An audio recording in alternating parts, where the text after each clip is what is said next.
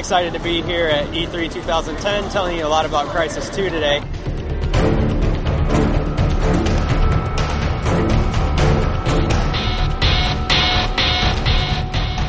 Now this game brings new fidelity, a graphic presentation we've not seen before, and it brings it to the greatest city in the world, New York. To introduce the game, Shavat Yerli, founder of Crytek, and I give you Crysis 2.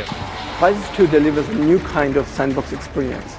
We don't tell you how to play, we give you the tools, the guns, the grenades, and the ultimate weapon called the nanosuit. This is future warfare, and you are the ultimate super soldier.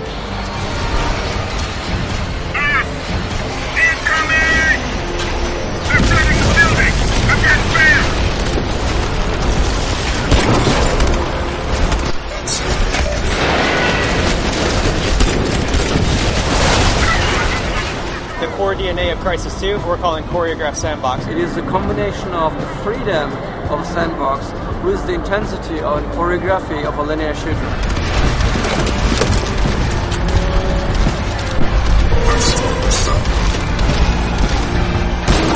We hand off seamlessly from open action, where we don't tell you how to play, you make the decisions yourself, and you jump back into heavy linear scripted events that move the story forward.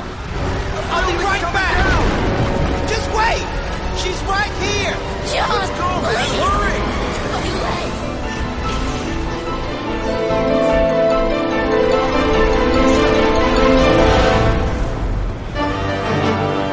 What we're going to be showing is Crysis 2. We're going to show you 2 levels, and so the best way of actually sort of like demonstrating this is by showing you the game.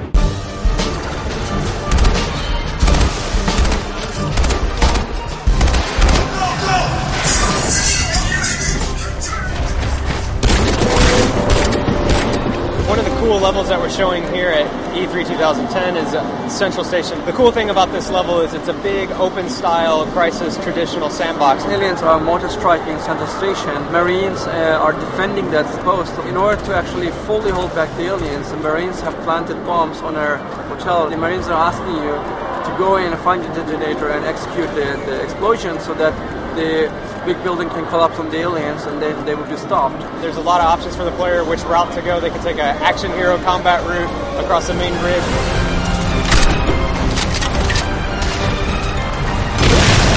Or they can take some stealthy paths around the bottom and sneak up on aliens.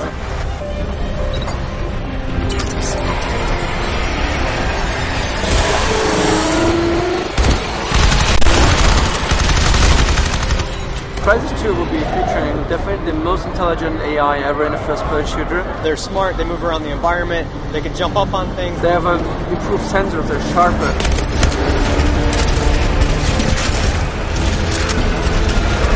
They have different tactics, group tactics, the way they play together in the different roles. You know, wherever you decide to go, we need them to go there too. So they have to be smart, they have to be challenging, they have to be as clever as you are.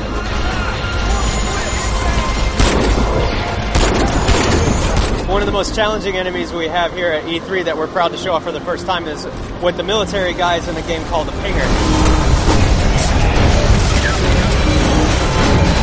It's a very systemic and intelligent boss that can react to you playing also stealth or action. If you're doing things like stealthing and sneaking around, he does detection pings. He tries to figure out where you're at and then hit you with a really hard focus ping that knocks you out of your suit energy temporarily. If you hide behind something, he doesn't see you.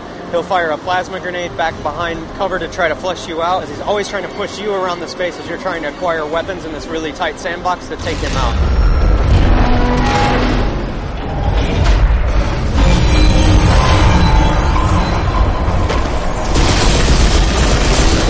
When you get there, everything is bright and pristine and pretty, but by the time he's done with it, it's like a bull in a china shop and you're the matador.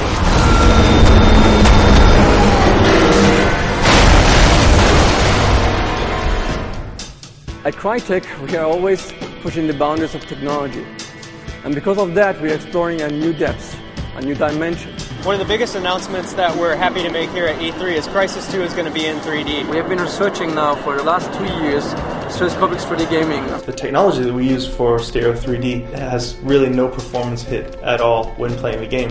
which is pretty weird. I mean, you see people making press releases saying like our console is now 3D, but unfortunately that means you have to render everything twice. We have TV manufacturers, games are going to look so great in 3D, but unfortunately they're not going to look as good as like the high-end AAA titles. The way that we ended up doing it gets around a lot of those bottlenecks, and it's like some kind of little bit of trickery. There's different varieties of 3D implementation: anaglyph, active, shutter, and passive 3D. We're supporting all of those in what we're calling a concave 3D experience. We don't want the player to be pushed out. We want rather the player to dive into the TV. For us, the TV now is a window that has depth, only bringing elements to the front that the player would naturally expect to be in front, like the HUD, for example. For a shooter, it's actually really cool if you have bullet tracers, for example, coming out of the screen quickly, so he feels like he's in the battle fighting this experience. We started focusing on the user experience so that it's actually easy for the user to play 3D without getting dizzy. Mistakes become more obvious in stereo 3D. So tricks you were allowed in 2D to get away with to save performance sometimes don't work that well anymore in stereo 3D. Also, alignment of objects in the game world become really apparent, so if a car is just floating a little bit above the ground, you just see it. Being an interactive experience, we can't control the elements that come out of the screen as well as a movie could. If we started throwing stuff at the player all the time, we would get this kind of violations that make the brain go totally dizzy and nuts.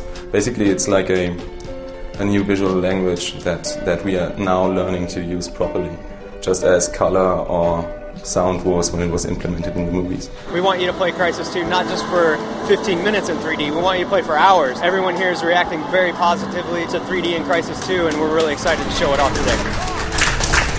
Thank you guys. That was Crysis 2. Thank you for your time, and I hope you had a good E3.